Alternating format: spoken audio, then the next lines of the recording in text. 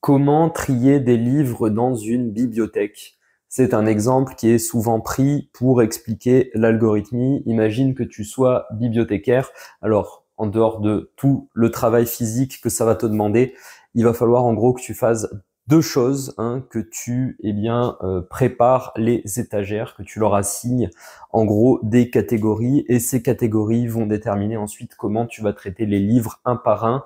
En gros, ce que ferait un algorithme, hein, aller voir, une information dans le livre. Est-ce qu'on trie par genre? Est-ce qu'on trie par auteur? Est-ce qu'on trie par numéro d'ISBN pour ensuite pouvoir remplir les étagères, soit la base de données? Note que, c'est toujours assez compliqué. Ça demande quelque part à un moment de faire aussi preuve de cognition humaine, de se demander, tiens, est-ce que ça c'est de la sociologie, de la psychothérapie imprimée sur papier ou un roman, pour clasher un peu la littérature française sérieuse. Mais en tout cas, voilà, il te faudra un algorithme pour classer, pour ordonner toute cette donnée, à savoir les livres, sur les différentes étagères. À une époque, il y avait plus célèbre que la bibliothèque, peut-être parce que plus excitant pour la plupart d'entre nous, le vidéoclub. Le vidéoclub, c'était toute une expérience, hein. On se rendait comme ça dans un vidéoclub où généralement on connaissait les employés ou le gérant, et on venait rendre des VHS et en emprunter de nouvelles, donc des films, hein. À l'époque, il y avait une chronologie des médias assez longue quand tu voyais un film au cinéma, ou si tu le ratais au cinéma, il fallait ensuite des mois, je crois que c'était 6 mois au moins pour qu'il sorte en VHS, même parfois un an. Enfin, en tout cas, c'était long, hein. Qu'est-ce que c'était long. Puis en plus, j'étais gamin, donc parfois quand j'aimais le film, la perception du temps était encore plus longue avant un moment où je pourrais éventuellement voir ou revoir le film. Et il y avait toute cette anticipation, cette excitation, et on rentrait, il y avait un classement, hein, les nouveautés, qui était une catégorie en soi, et ensuite classée par genre, action, sentimentale, et une catégorie bien sûr dans laquelle on n'avait pas le droit de s'égarer quand on était gamin, avec d'autres types de jaquettes pour les VHS. Bref, je vais pas m'étendre, t'as compris. Aujourd'hui, le vidéoclub est remplacé par des plateformes de streaming de VOD, donc Netflix, celle sur laquelle je suis en train de m'exprimer, à savoir YouTube, et c'est plus un gérant qui fait, on va dire, le tri et le classement des films et des contenus qu'on pourrait voir, et qui se creuse pas la tête lui-même en se disant qu'est-ce qui va le plus plaire à mes clients. C'est un algorithme qui procède ça, un algorithme de machine learning, généralement basé sur un système de tags, hein. Tous les contenus sont tagués. D'ailleurs, je pense que c'est une des raisons pour lesquelles le référencement de La Plume et l'Épée est pas fou. C'est que je passe pas beaucoup de temps à mettre des hashtags, des tags dans les podcasts que je produis. Et ensuite, bien basé sur tes habitudes de visionnage, la plateforme va pousser, va mettre en avant des contenus. Alors, il y a cette partie-là, et puis il y a la partie, bien sûr, sponsorisée, des gens qui payent pour que leur contenu soit mis en avant, hein. Aujourd'hui, c'est plus la qualité intrinsèque de ton contenu qui fait qu'il est vu, c'est aussi bien le nombre de followers ou ce que tu es prêt à payer en recherche YouTube. Ça amène plusieurs effets, on va dire, négatifs, cet état de fait. Déjà, quid de l'inclassable? Si tu cherches à trouver de l'inspiration, à trouver des choses nouvelles, ces choses-là sont peut-être pas forcément classables au sein de catégories vraiment arrêtées, et ça nous fait passer à côté de plein d'idées auxquelles on n'aurait pas pensé, tout simplement parce que ça nous recommande des choses qu'on a déjà aimées, le genre de choses qu'on a déjà aimées. Et comment on sait si vous avez aimé quelque chose? Vous avez passé du temps à le regarder. L'autre problème, c'est qu'il n'y a plus cet effort, cette tension de se rendre au vidéoclub, et ça casse le rythme, ça casse quelque part la chronologie de notre enjoyment, de notre appréciation, dans le sens où tout est dispo là tout de suite. Mais je sais pas si tu t'es déjà retrouvé sur une table où il y a absolument de tout à manger.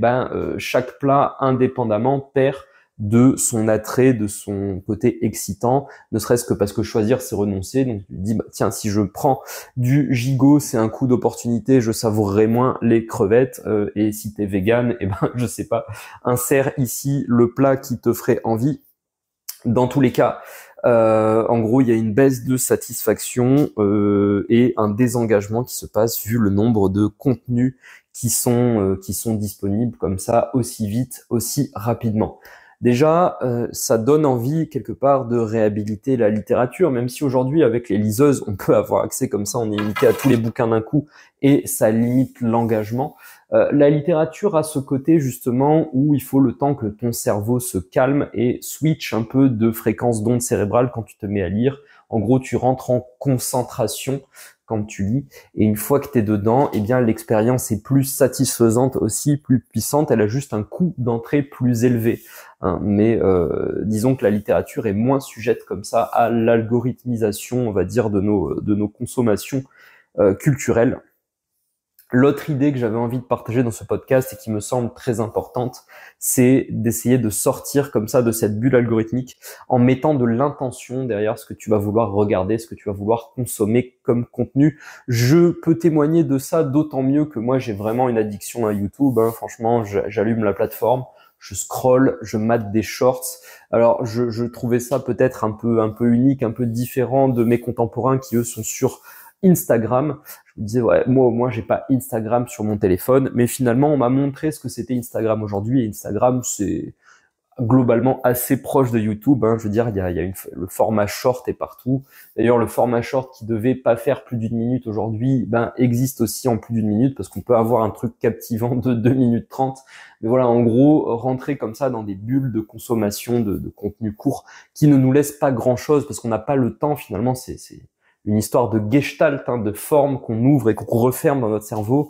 On n'a pas le temps de ni vraiment ouvrir les formes, ni de les refermer, de se laisser un temps comme ça de digestion de ce qu'on vient de voir. Hein. On peut passer du, je sais pas moi, qu'est-ce que j'avais dans mon fil hier, une interview de Ben Affleck, du Muay Thai et quelqu'un qui avait une guitare phosphorescente, et voilà, je passais de l'un à l'autre et je pouvais pas. C'est 3 choses que je trouve intéressantes, mais que j'ai pas pu creuser en profondeur. Donc voilà, rajouter de l'intentionnalité. Moi, j'aime bien le mot préméditation. Je sais qu'il a une connotation juridique négative, hein, préméditation. Si tu fais du mal physique à quelqu'un, eh bien, tu prendras d'autant plus cher aux yeux de la loi que c'était prémédité et pas sous le coup de l'émotion. Mais il y a une vraie, justement, sagesse là-dedans de ne pas se laisser avoir, ne pas se laisser vendre, ne pas se laisser pousser, faire pousser des contenus et les ouvrir sous le coup de l'émotion, de l'impulsion, mais se demander qu'est-ce que j'ai envie de voir, qu'est-ce que j'ai envie de faire rentrer dans ma tête, dans mon cœur, dans mon esprit, dans mon corps. Hein. J'ai fait un podcast sur le mimétisme. Le type de mouvement aussi qu'on regarde, même en vidéo, va influencer notre manière de bouger. Donc voilà, faire preuve, ou en tout cas aspirer à faire preuve d'une forme d'écologie interne, je dis le mot en toute légèreté, de ce qu'on regarde, me semble intéressant. Et ce podcast, c'est pas une posture morale de ma part, c'est un message que je m'adresse à moi-même. Je sais que les moments dans ma vie où je m'astreins comme ça à me discipliner un minimum, à me dire ok, là à telle heure je vais regarder ça, et si c'est nul, je vais lire. Là en ce moment j'ai envie de ça, je vais faire des recherches sur ça. Dans ces moments-là, je me sens beaucoup plus heureux, connecté à moi-même, créatif, ouvert aux autres, que quand je suis dans le scrolling, où là je suis dans un brouillard mental. Voilà. J'imagine que la vie c'est aussi des cycles d'ordre et de chaos, et qu'il faut ces périodes de régression pour ensuite que j'ai des périodes de progression. Mais enfin voilà, j'avais envie de mettre en lumière ces mécanismes, des mécanismes dont on parle finalement trop peu, sinon depuis l'angle de la morale ou un truc assez productiviste de il faut, il y a qu'à, ou c'est terrible, les smartphones nous aliènent. Encore une fois, hein, moi je fais partie de l'équipe qui dit que la technologie est neutre en soi. Hein, les couteaux sautent pas tout seuls des tiroirs de cuisine pour se planter dans les gens, et on peut les utiliser bien pour préparer un excellent ragoût, couper les légumes. Voilà, un ragoût qu'on peut cuisiner en 2 versions pour nos amis carnivores et nos amis végans.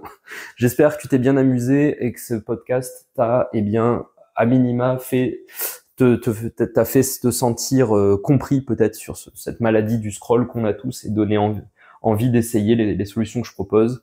Merci de l'avoir écouté en entier. N'hésite pas bien sûr à liker, à me dire en commentaire comment toi tu te positionnes vis-à-vis de tout ça.